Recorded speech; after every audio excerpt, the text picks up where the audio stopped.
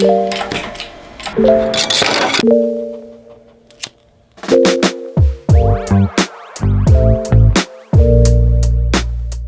Jordan 3 is one of the most popular Jordans of all time, and it came out right after one of the least popular Jordans of all time, the Jordan 2. So why? What's so special about the Jordan 3? Well, we're gonna cut this thing in half, test all the materials, and really try to find out the truth of how the Jordan 3 ended up saving Nike. This video is sponsored by Adam and Eve, and Adam and Eve, if you don't know, works to provide you with a happy and healthy adult life. Besides having a pretty extensive catalog of different products, they also provide access to an abundant amount of information on health and wellness and well-being for your adult life. Adam and Eve is also a very supportive company. They have 24/7 customer service and a 90-day no-hassle return, and their website is super easy to use. And one of the most important features that people love about Adam and Eve is not everyone just lives alone. You got neighbors, you've got roommates, you've got people in your life, and sometimes you want some discretion. So Adam and Eve ships everything in discreet, nondescript packaging, so you don't have to deal with anyone trying to figure out what's in your package. And while we were doing some research on Adam and Eve, we found out they've been advocating for your privacy for almost 50 years. The founder, Phil Harvey, sued the Justice Department and the Supreme Court for violating the First Amendment and rights to marital privacy. So it's nice to know that you're supporting a brand that has a history of supporting your rights. And they also donate tons of money to a bunch of different charities. They have children's hospitals, Special Olympics, disaster relief, and they donate 20% of their profits to fight the spread of HIV worldwide. So use the code Anvil for 50% off one item and free shipping in the US and Canada. Some exclusions apply. So check them out via the link in my description and be sure to use my code. And thanks again to Adam and Eve. So in 1987, the Jordan 2 released and sales were just terrible. They went straight to the rack and they just weren't the exciting new shoe that everyone thought it was going to be. So Peter Moore and Bruce Kilgore left Nike after being dismissed from the Jordan line, and them leaving allegedly slowed down the production of the Jordan 3 6 to 10 months. And also Peter Moore and Rob Strasser, the Nike's VP of marketing, they left it to create their own sneaker brand, Sports Incorporated, and a few other different names they're trying on. And around that same time, Jordan wasn't super happy with his contract with Nike and the design direction, and the end of his contract was coming up. And so he started to be courted by Sports Incorporated and some of the old heads from Nike that were trying to pull him over to their new venture. So Nike brought in Tinker Hatfield, who had already designed the Air Max 1 and the Air Trainer 1, to come work on the Jordan 3. And the thing that was different about Tinker was he wanted to create a sneaker that was built for the athlete and what they wanted instead of what they assumed the consumer wanted. And so Hatfield talked to Jordan himself and asked him what he was looking for in a sneaker, which was a mid-cut for the first time ever in a basketball shoe, something that was durable, something that was comfortable with soft leather that would take zero break-in period, because Jordan wanted a shoe that he could wear a brand new pair every single game without any break-in period. So that's exactly what they gave him. They gave him the mid-cut. They gave Jordan his own logo with the jumping man for the first time ever on a sneaker. They used a tumbled leather so it was a little softer, less break-in period, and they also gave him the elephant print leather, which might be the most well-known pattern ever put on a sneaker. And so it seemed like Tinker Hatfield actually listened to Jordan, gave him what he wanted, and was probably one of the first times Jordan actually felt heard at Nike for what he wanted. And so in January 1988, the Jordan 3 was released and was pretty successful, but not quite as successful as it would come to be, because Jordan had quite the year. Because Jordan wore an all-black pair in the 88 All-Star game, Jordan wore the all-white pair for the rest of the season, and Jordan wore the fire red colorway for the playoffs and the beginning of the 88-89 season. To top it off, the 87 to 88 season, Jordan won the dunk contest, the All-Star Game MVP, scoring title, the steals title, Defensive Player of the Year, and regular season MVP. So it was just a perfect storm for the success of the Jordan 3. Plus, there was great marketing around it with Spike Lee's commercials that were hugely successful. So because of all that and the media and the hype around the sneaker and the sales, it really pulled Nike out of a tough situation where they almost lost Jordan. Their sales were dropping, and because the Nike back then isn't the Nike we know today. Nike back then was a lot smaller. They were a lot more on the edge of failure, like normal businesses are. They weren't quite as bulletproof and big as they are now. So it was, to some people, a make or break moment for Nike. But it wasn't just this one sneaker for this one year that saved Nike, because the Jordan 4, 5, 6, and 7 were virtually the same shoe, just slightly different panels and slightly different setup.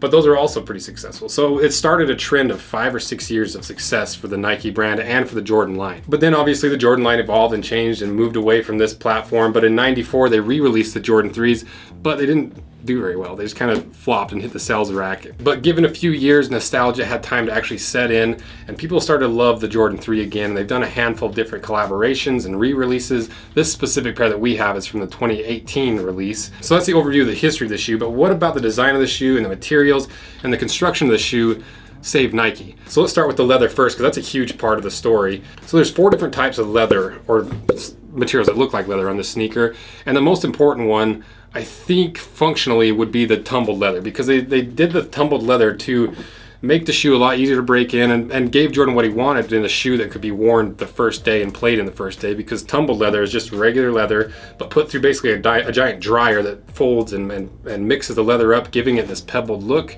softening it up so it's a lot less firm of a leather to play in. But we don't even know if it's leather, so let's look at the cross section and see. So we've got the macro lens out, and you can see that it is leather, and that it does have a little bit of that grain in there, and that grain is that top pattern of the leather that everyone associates with the smooth part of the leather that they fake a lot of times on sneakers. But if we put it to the flame to see if it's just truly a tumbled leather that doesn't have a fake print on top, and if it had plastic, as you can see, it just kind of melted and fell apart, and it clearly has a layer of polyurethane on top.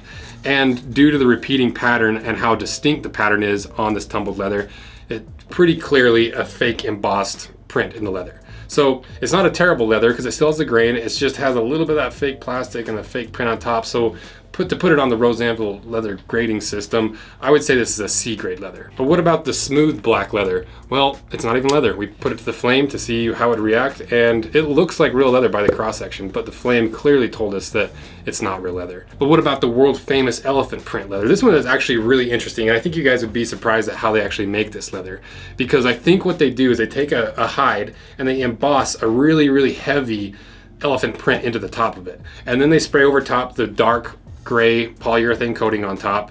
And then what they do to give it this relief and the look of the pattern of the two-toning, I think what they do is they send it through a sander and they sand off that very top layer, making it have that matte finish and giving it the contrast that you see in this leather. What about the quality of it? Well, if we put the macro lens on it, you can see that it does have a little bit of the grain on there, and you can even see that from where it's sanded. You can see some of the little pores and some of the hair follicles in there. So we already know it's at least has some grain in it, and obviously it has a fake print in it. But because of how it's structured and everything, if it wasn't sanded down, I would still consider it a C grade leather. But because it's sanded and it's such a unique leather, and you can see the exposed grain, and that's going to make it age better, I would consider this a B grade leather. And then finally, to the gray leather, it's also not leather. It looks like leather, but it's not. You know, Nike's getting really good at faking fake leather, because with the naked eye, I thought for sure it was leather, but we burned it and it just melts, so it's fake leather.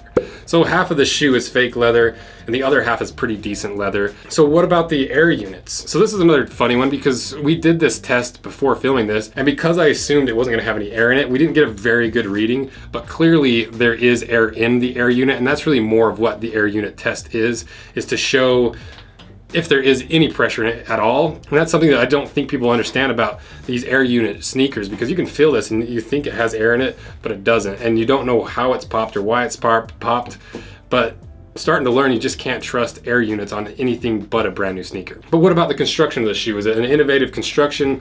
Well, we looked at the Jordan 1s and it was board lasted, but the Jordan 2s were Strobel stitched. And this one's Strobel stitched as well, and cemented construction.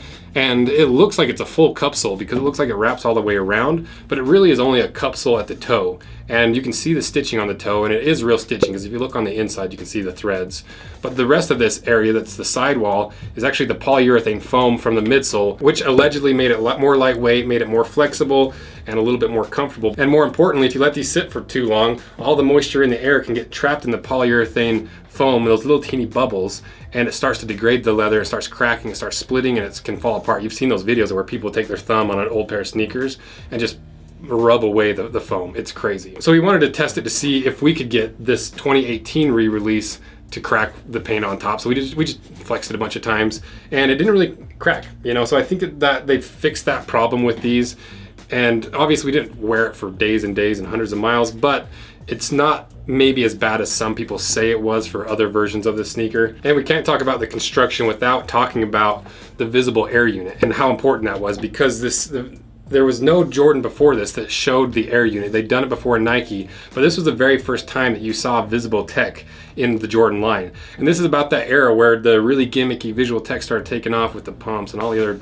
really gimmicky stuff. So the fact that you could see the technology in the sneaker and you could actually see through the midsole itself, I think was a huge part of why this was so successful. And also, just out of curiosity, we did the eyelet test to really see if these eyelets are strong, because there's no traditional eyelets on this sneaker. It's all these odd ones. And so we put it up on our eyelet testing test, and here are the results. Surprisingly good results from the eyelets. I would, and even with the Jordan 2s that we did, the plastic eyelets did better than the other ones. I was a little skeptical coming into it because I thought they'd just break, but they're pretty sturdy eyelets. So now that we know everything about the outside of the shoe, let's cut it in half and see what about the construction on the inside of the shoe saved Nike, and why Jordan loved playing in it so much, and why it's such one of the top most popular Jordans of all time.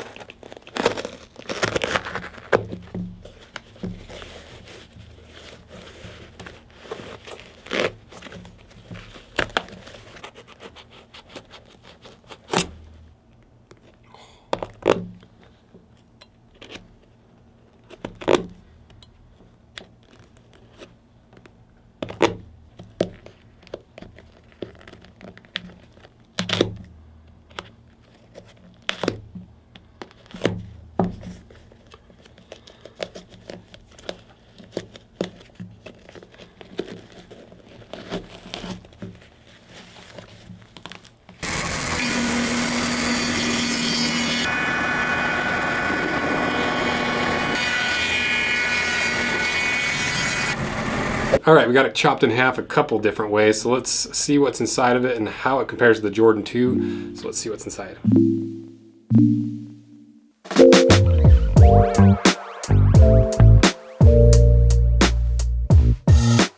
So a surprising amount of foam in the heel. I did not know it had this much foam. I knew it had like the air unit and everything, and we also cut it this way so you could see how the air unit's structured. It's really cool. You know, I don't know if the forefoot air unit actually does anything because it's so shallow and there's not much in it. Maybe it still does, but either way, it's kind of fun tech. And I think for sure that the heel air unit does compress and does have some characteristics that foam doesn't have. But what's the durometer of this foam on the inside? So put the durometer tester on, it's about 20, so it's actually pretty soft foam. As for the durometer of the 2s, this one comes in at a 36. And if you look at it compared to the Jordan 2, it is fairly similar, and obviously this one has the full-length air unit that they took from the Monarch, so it's not quite as original as the original, but you can see that there's less foam underneath your toes and in the forefoot compared to the 2s. And you can see that it also has a little bit higher of a heel, but it still maintains that fairly thick outsole. The outsole itself is still 4.5 millimeters thick. So quality-wise, it's not that different from the 2s. It's super similar construction. It has basically the same materials. And if anything, the 3s were a slightly less quality version because they weren't the Italian-made, nice leather versions back in the day. So I don't think it was the quality that made it so popular. But what about the functionality with the mid-top and the tumbled leather? I don't think that's enough in and of itself to make this shoe so popular for the average consumer. If you're a basketball player, it makes sense, but I don't think those features are enough to really make this the icon that it is. So it has to be the aesthetics of it. But it's kind of funny because from the outside, from an outsider's perspective, if you don't know anything about sneakers, you might look at these two shoes and assume that they're basically the same shoe because they are fairly similar in how they look. And you might not understand why people hate the 2s but love the 3s. But for me, kind of somewhere in between, where I'm not a complete novice, but I'm not a super in-depth sneakerhead, I kind of ride in the middle a little bit. But to me, like I mentioned in the Jordan 2 video, the Jordan 2 seems like it's a little bit of a stepping stone, or the puberty stage, moving from the full leather and cup sole Jordan 1 to the Jordan 3 that's a completely different shoe. So aesthetically and culturally, what's the difference between the Jordan 3 that's so popular and the Jordan 2 that wasn't? The biggest thing is maybe the visible air unit, because it's right at the beginning of that gimmicky era. It also has 2 air units, and it has 4 unique different types of leather. So overall, I don't think it was one specific thing that made the Jordan 3 so popular and so iconic and so loved today, but I think it's a combination of all of it. I think it's a little bit of the culture. I think it's a little bit of when it was released, Jordan's career, the new design elements, the visible tech. I think it was just a perfect storm to really save Nike and save the relationship with Jordan and really make one of the most iconic sneakers in the world. So I come away from this video with a whole new respect for the Jordan 2s and the Jordan line in general. It's a really interesting story of how this whole thing is unraveled and all the different little elements that started out with this sneaker and slowly led up to where we're at today. So let me know what you guys think and what your experience has been in the Jordan 3. And what about this shoe that you think saved Nike and saved the relationship with Jordan? Because I'm really curious to hear your opinion on this one. And let me know what other Jordans you want us to do for Jordan July. And thanks for watching and thanks for supporting this channel. It's so fun doing these videos and really digging into the history of these sneakers. So thank you guys. See ya.